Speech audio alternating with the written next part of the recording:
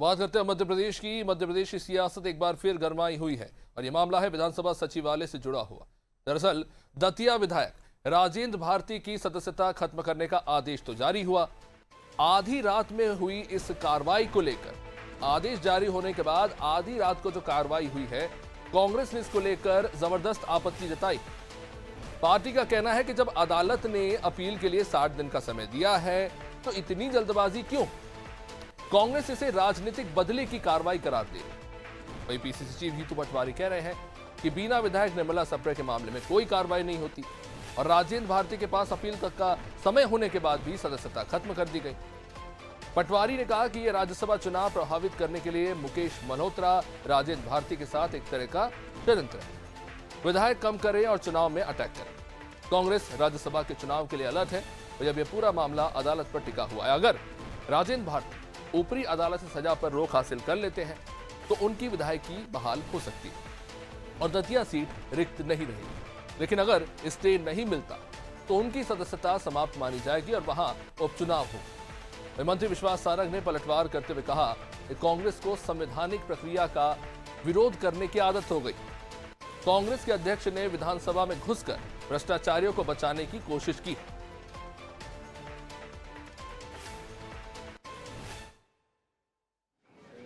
राजेंद्र भारती जी की जो particular court ने निर्देश दिए हैं, उन्होंने उनको आगे न्याय के लिए बड़ी कोर्ट में जाने के लिए 60 दिन का समय दिया है और किसी भी प्रकार की सदस्यता पे बात नहीं की है। ये जरूर है कि उनको सजा मिली, पर उसके साथ साथ उन्होंने आगे जाने के लिए उनको 60 दिन का समय देना, यानी कि अभी इनकी सदस्यता समाप्त नहीं की जा सकती है। इनके पास न्याय के लिए समय संविधान के तहत मिला है। पर हमारे विधानसभा के जो अध्यक्ष हैं आदरणीय तोमर साहब, आनन फानन कैसे राजेंद्र भारती की हम सदस्यता लें, उसको लेकर व्यवस्था पर दबाव बनाए और अल्टीमेटली सरकार का दुरुपयोग करके वो काम, वो कृत्य, वो अपराध कर गुजरे।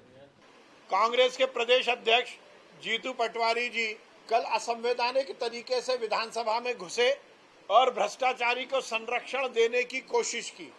दतिया के विधायक राजेंद्र भारती जी का जो पूरा मामला है, जिस मामले में दोषी करार दिए गए हैं और उन्हें जिस मामले में 3 साल की सजा दी गई है, वो भ्रष्टाचार का मामला है।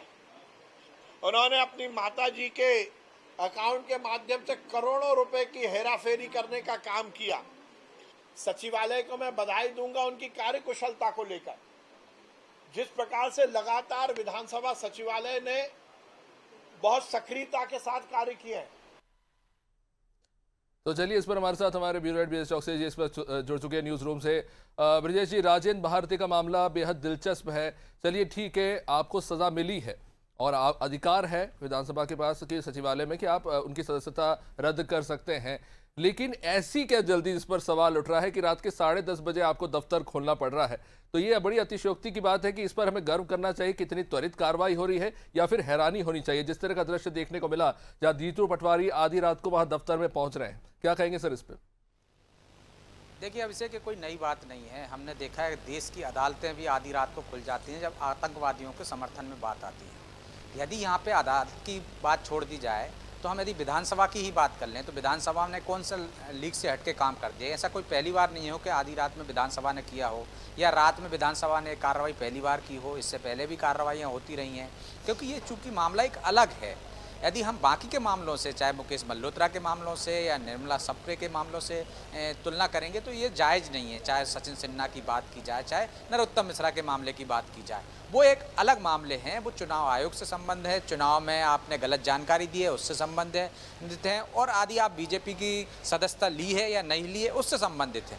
लेकिन ये मामला एक हटकर है, आपराधिक मामला है।